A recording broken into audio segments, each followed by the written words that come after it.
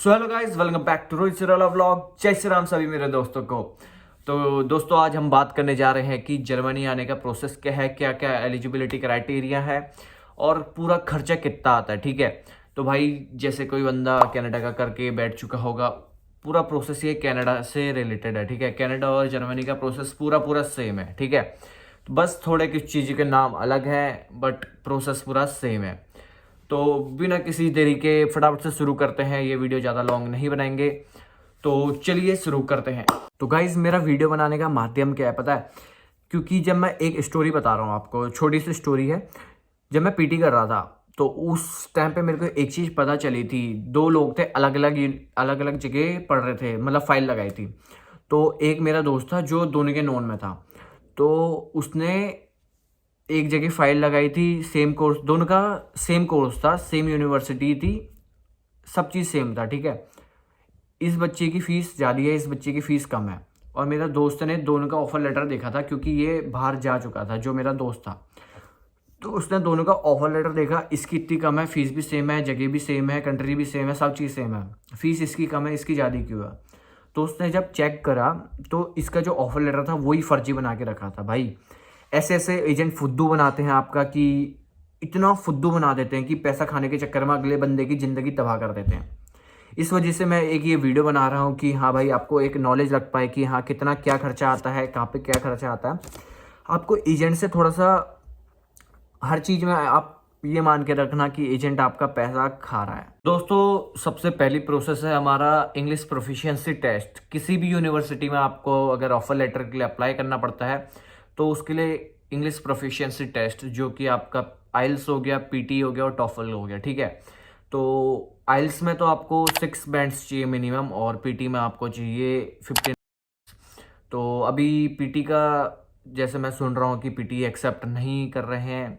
Officially news तो आई नहीं है एम्बेसी की तरफ से, बट ऐसा सुन रहा हूँ कि रिजेक्शंस आ रहे हैं पीटी के बिहाफ में। ठीक है, तो पीटी, इसका मेरे को इतनी नॉलेज है नहीं, तो मैं कुछ ज़्यादा भी बताना चाहूँगा नहीं कि एक्सेप्ट कर रहे हैं कि नहीं कर रहे हैं। ठीक है, तो आपको सबसे पहले पीटी देना पड़ेगा। आइल्स या टोफल करके एग्ज़ाम होता है, जो इनकी फ़ीस होती है 6,000 टू 17,000 के बीच में रहती है। ठीक है ना, आइल्स की 16,000 रहती है और पीटी की 17,000 रहती है। ठीक है, तो सबसे पहले आपको यही देना पड़ता है। कुछ बच्चे तो कर लेते हैं खुद से, और कुछ बच्चे को कोचिंग की ज़रूरत पड़ती है। ठीक है, अगर कोई भी कोचिंग जाता है उसका I think per month 500 charge होता है। ठीक है, कि कोई बच्चा 1 महीने में कर लेता है, कोई बच्चा 4 महीने में करता है। तो वो आपके ऊपर डिपेंड करता है कि आप कितनी जल्दी कर पाते हो। तो ये वाला खर्चा तो पूरा आपके ऊपर हो गया कि आप कितने महीने में कर पाते हो, कितने महीने में नहीं कर पाते हो। जो मैंडेटरी खर्चा है इसमें, वो है आपका इसका एग्ज़ाम। ठीक है, जो भी आपको आइल्स और पीटी का एग्ज़ाम देना पड़ता है। तो दोस्तों, बहुत बहुत बधाइयाँ, आप जैसे अपना एग्ज़ाम क्लियर कर देते हैं उसके बाद आप लोग एक ऑफ़र लेटर होता है। ठीक है, जो भी आप यूनिवर्सिटी में जाना चाहते हैं उसमें आप ऑफ़र लेटर मंगवाते हैं। तो बहुत सारी यूनिवर्सिटीज़ होती हैं जो ऑफ़र लेटर का कोई भी चार्ज नहीं करती हैं, बट कुछ चुनिंदा यूनिवर्सिटीज़ होती हैं जो ऑफ़र लेटर के लिए भी फीस मांगती हैं कि हाँ भाई पैसा दो, हम तब ऑफ़र लेटर भेजेंगे आपको। ठीक है, तो बहुत सारी यूनिवर्सिटीज़ ऐसी हैं, जो भी मेरे नॉलेज में लोग हैं, किसी का भी पैसा नहीं मांगा होता ऑफ़र लेटर में। तो मैं इस चीज़ में नील रखूँगा। ठीक है, और ये भी आपके ऊपर डिपेंड करता है आप एजेंट के थ्रू करवाते हैं या आप खुद से करते हैं। मैंने जैसे एजेंट के थ्रू करा था, क्योंकि मेरे को सच्ची बताऊं इस चीज़ में नॉलेज नहीं थी, तो मैं बिल्कुल रिस्क नहीं लेना चाहता था कि हाँ भाई मैं खुद से करूं और कुछ भी गड़बड़ हो आगे जाके और मेरे को बाद में जाके पछतावा हो, रिग्रेट हो। ठीक है, तो मैंने पूरा प्रोसेस एजेंट के थ्रू करवाया था अपना। और फिर जैसे आपका ऑफर लेटर आ जाता है, मैं कहूँगा ऑफर लेटर के साथ साथ आप एपीएस सर्टिफिकेट होता है। ठीक है ना, एक जिसमें आपके डॉक्यूमेंट्स वेरीफाई करे जाते हैं कि हाँ भाई ये असली हैं या नकली हैं। तो उसी के साथ साथ ऑफर लेटर के साथ साथ आप एपीएस सर्टिफिकेट के लिए भी अप्लाई कर दीजिए, क्योंकि वो 45 डेज लेता है। मोर देन 45 डेज भी ले सकते हैं, लेस देन 45 डेज भी है। ठीक है, तो मेरा तो 20 डेज के अंदर आ गया था एपीएस सर्टिफिकेट। इस जगह मेरी किस्मत थोड़ी सी काम करी थी। अगर उस दिन एपीएस सर्टिफिकेट नहीं आता और मेरे को जिस दिन सटीक अपॉइंटमेंट थी उस दिन नहीं मिलती, तो मैं भी आज इंडिया में ही होता। ठीक है, मैं भी आज जर्मनी में नहीं बैठा होता। थोड़ी सी किस्मत काम करी और आ गया। तो आपका एपीएस सर्टिफिकेट आ जाता है तो आप ट्यूशन फीस पे कर दीजिए। ठीक है, अगर आपका एपीएस सर्टिफिकेट नहीं आता है और उससे ही पहले आप ट्यूशन फीस पे कर देते हैं तो आपको कहीं ये थोड़ा सा मतलब घबराना चाहिए, बुरा भी हो सकता है, ठीक है। अच्छा भी अगर आ गया, ट्यूशन फीस पे करिए तो प्रोसेस स्मूथ हो सकती है। ट्यूशन फीस पे कर दी है, एपीएस सर्टिफिकेट नहीं आया है, तो कुछ यूनिवर्सिटीज़ की टर्म्स एंड कंडीशंस भी होती हैं कि हाँ भाई आपने ट्यूशन फीस पे कर दिया, अब आपको रिफंड चाहिए तो हम आप काट के देंगे, ठीक है ना। फ्री फोकट में तो रिफंड वो भी नहीं करेंगे कि हाँ यार भेज दिया ऐसे रिफंड कर दें, कुछ वो भी काट के अपने पास रखेंगे ही रखेंगे, तो इसमें थोड़ा सा आपका नुकसान हो सकता है, ठीक है। एपीएस सर्टिफिकेट का कॉस्ट होता है वो होता है आपका 18,000, ठीक है। 18,000 से ना ज़्यादा ना कम, ओनली 18,000। तो जैसे अगर आपका एपीएस सर्टिफिकेट आ गया तो उसके बाद आपकी फ़ीस होती है, ठीक है। कुछ लोग इनिशियल डिपॉजिट पे करके आते हैं, कुछ लोग 6 मंथ पे करके आते हैं, कुछ लोग फुल ईयर पे करके आते हैं। तो जो भी आपका ऑफर लेटर होगा, ऑफर लेटर आपका आ चुका होगा, ऑफर लेटर के उसमें आपकी फ़ीस मेंशन होती है, ठीक है, कि आपकी फ़ीस कितनी है, फुल ईयर फीस कितनी है, 3 साल की फ़ीस कितनी है, जितना आपका कोर्स है टोटल फ़ीस कितनी है, उसमें फ़ीस मेंशन होती है। तो ये थोड़ा सा आपके पार्ट में रहेगा, बट मैं अपने हिसाब से थोड़ा बता देता हूँ कि अगर आप फुल ईयर की फ़ीस जो पे करके आना चाहेगा, जिसके पास अभी ऑफर लेटर नहीं है, उसको मैं बताऊँगा। अगर आपका जैसे पीटी आइल्स इसमें स्कोर सही है, स्कॉलरशिप अच्छी मिलेगी, तो आपको कम से कम साल की 6.5 लाख टू 9 लाख के बीच में हो सकती है, ठीक है। क्योंकि ज़्यादातर जो भी मैंने बच्चे देखे हैं इसी के बीच में होते हैं। 9 लाख से ज़्यादा भी हो सकती है, क्योंकि कुछ यूनिवर्सिटीज़ की ऐसी जैसे गिज़मे यूनिवर्सिटी है, इसकी फ़ीस थोड़ी सी ज़्यादा है। तो यहाँ 1 ईयर फीस है आपकी 12 लाख, 13 लाख, 14 लाख, ऐसे डिपेंड करती है, ठीक है। मैंने आपको जो ये 6 लाख और 6 लाख टू 9 लाख बताया, ये मतलब एवरेज सबकी होती है इतनी, इससे ज़्यादा भी होती है, कम भी होती है, ठीक है। करते हैं, इसके बाद आपका आता है एलओए, ठीक है। एलओए के बिना मैं कहूँगा कि कभी भी आप अपना फाइल लॉन्च मत करिए, ठीक है। एलओए के बिना मत करिए। तो एलओए आने के बाद आपको एक ब्लॉक अमाउंट होता है, ठीक है, वो आपको पे करना पड़ता है। पहले ब्लॉक अमाउंट कम था, अब हो चुका है 11,904 यूरोस, ठीक है। और जो आप अगर आप इंडियन रुपीस में कैलकुलेट करोगे तो समथिंग 11,50,000 समथिंग ऐसा पहुंचेगा, ठीक है। और जब आप इसको पे करने जाओगे बैंक में, तो आई थिंक जो भी आपका आज का करंट रेट है, जैसे जब मैं पे करवा रहा था अपना ब्लॉक अमाउंट का, तो जैसे उस टाइम पे यूरो बहुत ज़्यादा बढ़ रखा था, 92 था या आई थिंक ऐसे ही था, 92 पॉइंट कुछ था। तो बैंक वाले भी 2 यूरोस अप में पे करते हैं वहाँ पे, कि जैसे आज 92 पॉइंट कुछ चल रहा है तो बैंक वाले हमसे लेंगे 94 पॉइंट समथिंग, ठीक है। तो इस हिसाब से मैंने पे करा था। तो यार जैसे मैंने आपको बताया कि पहले ब्लॉक का अमाउंट थोड़ा सा कम था, अब ज़्यादा हो चुका है, ठीक है। सालाना 60,000 रुपये बढ़ चुका है, और महीने का देखा जाए तो 5,000 रुपये हो गए, ठीक है, आईएनआर के हिसाब से। तो अब आपके मन में ये सवाल आ रहा होगा कि भाई ये ब्लॉक अमाउंट है क्या, क्या है ये, दिमाग खराब हो रहा होगा कि ना इतना अमाउंट क्यों पे करना पड़ रहा है। तो गाइज ये अमाउंट आपका ही है, आप इंडिया से पे करोगे और जर्मनी में पहुंचते ही आपको ये हर महीने इंस्टॉलमेंट के थ्रू आपको मिलता रहेगा, ठीक है ना, आपके ही बैंक अकाउंट में। अब बैंक अकाउंट कौन सा होगा, जिस भी आपने उसमें खुला, जैसे मैंने एक्सपार्टियो करके है, एक्सपेट्रियो करके उसमें अपना अकाउंट खुला रखा है, उसके थ्रू मेरे को हर महीने इंस्टॉलमेंट आते रहती है, ठीक है। ये आपका बस इसीलिए होता है कि आप वहाँ जाओ, अपना एक्सपेंस संभालो खुद, क्योंकि जाते किसी को जॉब नहीं मिलती है, अपनी फ़ीस निकालो उससे, इस चीज़ के लिए होता है, ठीक है ना ये।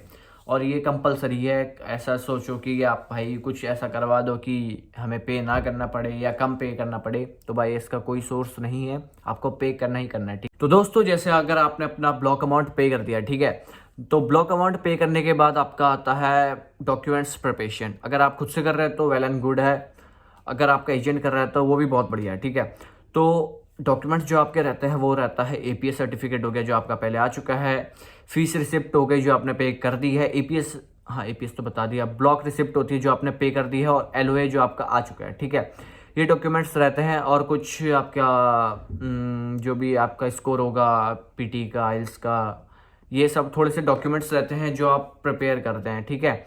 तो ये सब प्रिपेयर करने के बाद आपको एक होती है एम्बेसी अपॉइंटमेंट, जो कि बहुत मुश्किल है मिल पाना अभी के टाइम पे, क्योंकि बहुत से बच्चे रुके हुए हैं, एम्बेसी की अपॉइंटमेंट आ नहीं रही है। सब ने अप्लाई करके रख रखा है कि हमें अपॉइंटमेंट मिलेगी, बट इतना ज़्यादा हो चुका है कि अपॉइंटमेंट अभी के टाइम पे नहीं मिल रही है। पहले ये फ्री ऑफ कॉस्ट भी हुआ करती थी, बट आज के टाइम पे 75 यूरो ये लोग भी चार्ज करते हैं, क्योंकि पहले जब फ्री होती थी तो बहुत लोगों ने इसका मिसयूज़ करा, ब्लैक में बेचते थे। एम्बेसी की अपॉइंटमेंट बुक हो गई, डेट मिली, खुद गए, तो इसका 75 यूरो चार्ज होता है, जो आपको अंदर भी पे करना पड़ता है, ठीक है ना। तो आपको अंदर भी 7000, 6000, 8000 ऐसा कुछ भी अमाउंट होगा, ये आपको पे करना पड़ेगा कैश में, ठीक है। तो जो मैंने पे करा था वो था 6800 समथिंग, मतलब 7000 मानो, समथिंग 7000 था। आपका इंटरव्यू हो गया, वीज़ा आ गया, ठीक है। तो वीज़ा आने के बाद आपका सबसे पहले प्रोसेस क्या रहेगा, शॉपिंग। तो शॉपिंग में जो आपका खर्चा रहता है वो रहता है, आपके ऊपर भी डिपेंड करता है। जो मैं आप नॉर्मली बता रहा हूँ वो 50,000 टू 80,000 के बीच में ऐसा रह सकता है, ठीक है ना। बाकी आपके ऊपर डिपेंड करता है, आप इससे ज़्यादा भी कर सकते हैं, इससे कम भी कर सकते हैं। आप शॉपिंग होने के बाद आपका आता है टिकट। आप टिकट कितने की कराता है, जो मैंने कराई थी वो थी टर्किश एयरलाइंस, ठीक है। तो उसका टिकट आपका पड़ गया था 30 टू 40 के बीच में, ठीक है। वीज़ा आते ही अपना सबसे पहले उसी टाइम उसी दिन अपना टिकट बुक करवा लेना, ठीक है ना। फ्लाइट की टिकट्स बुक करवा लेना, क्योंकि अगर आप ऑन द स्पॉट करोगे तो आपको महंगा पड़ेगा, और प्राइस में फ्लक्चुएशंस आते रहती हैं।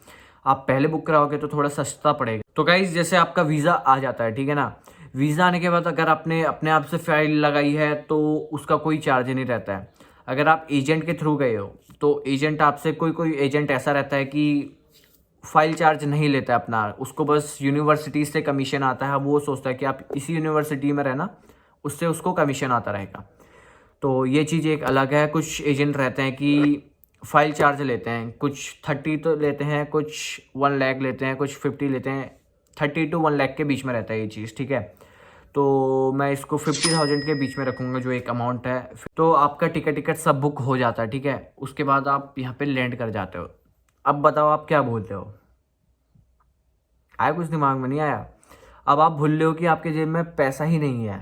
तो यार इसका भी आपको अपनी एक पॉकेट मनी लेके जानी पड़ेगी, जो मैं अपने हिसाब से रिकमेंड करूँगा कि अगर आप इधर आ रहे हो, क्योंकि इतने आसानी से इधर जॉब मिलने वाली है नहीं, तो एक अच्छा सा अमाउंट लेके आओगे, आउटस्टैंडिंग अमाउंट जो हम कहेंगे अच्छी भाषा में, तो वो एक 1 लाख टू 1.5 लाख जो आपका रहेगा वो लेके आना, ठीक है ना।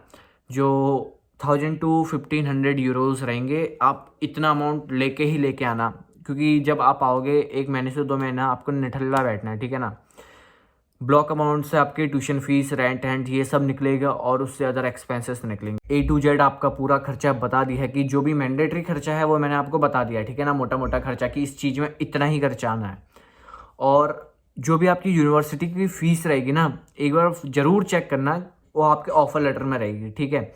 ये मैं अपने आप से खुद नहीं बता सकता हूँ कि आपकी यूनिवर्सिटी की फ़ीस इतनी रहेगी, तो वो खाली मैंने एक अप्रॉक्सीमेटली आपको बता रखा है कि कितनी हो सकती है आपकी। बाकी आपका जो ऑफ़र लेटर है उसमें मेंशन रहती है। तो यार बस इतना ही आज के लिए, मैंने A to Z जो भी खर्चा था वो बता दिया है। अगर आप मेरे चैनल में नए हो तो प्लीज़ सब्सक्राइब कर लीजिए, ठीक है। और लाइक कमेंट सब्सक्राइब करना तो ना ही भूलिए। आज के लिए इतना ही, ऐसी ही वीडियो लेके आता रहूँगा मैं। आपका बहुत अच्छा प्यार मिल रहा है, ठीक है ना। ऐसे ही प्यार दिखाते रहिए, बहुत मज़ा आ रहा है वीडियो बनाने में भी। ऐसा सपोर्ट मिलेगा तो क्यों नहीं आएगा। थोड़ा सा मैं भी अपना पूरा रिसर्च कर रहा हूँ कि हाँ भाई किस चीज़ में बनाएं, किस चीज़ के ऊपर लोग को ज़्यादा डिमांड है, किस चीज़ की नॉलेज नहीं है। इस वजह से मैं ये वीडियो लेके आया हूँ, ठीक है।